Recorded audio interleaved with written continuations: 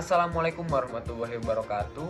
Perkenalkan, nama saya Janitra Arsenius Sudrika dari kelas F, Prodi Hukum dengan NIM akhir 267. Pada kesempatan kali ini, saya akan membahas sedikit tentang apa sih ilmu negara itu. Jadi secara singkat, ilmu negara adalah suatu ilmu pengetahuan yang membahas tentang seluk-beluk suatu negara, baik secara umum maupun khusus. Di dalam pengetahuan ini akan dilatar belakangi atau didasari oleh beberapa pendapat ahli. Di dalam ilmu negara ini akan membahas berbagai macam dari negara tersebut, mulai dari yang paling sederhana hingga yang paling spesifik. Adapun yang akan dibahas pada kesempatan kali ini yaitu dari definisi ilmu negara tersendiri. Jadi, berdasarkan terminologi bahasa, ilmu negara merupakan gabungan dari dua unsur kata, yaitu ilmu dan negara. Ilmu memiliki makna sebagai sistem pengetahuan, sedangkan negara memiliki makna yang sangat luas. Adapun pengertian menurut ahli yaitu sebagai berikut.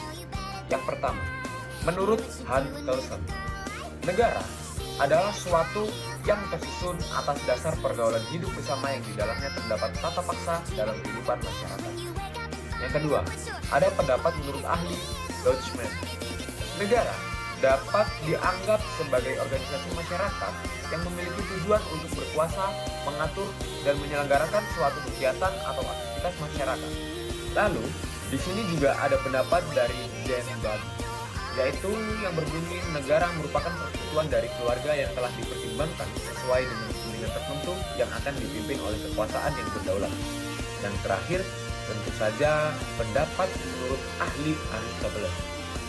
Negara dianggap sebagai persekutuan dari desa dan keluarga yang terbentuk untuk mencapai suatu tujuan kehidupan yang lebih baik.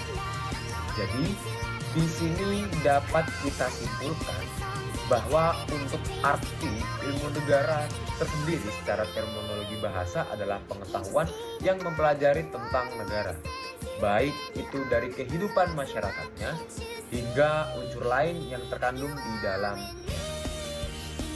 Contoh studi yang relevan dengan ilmu negara.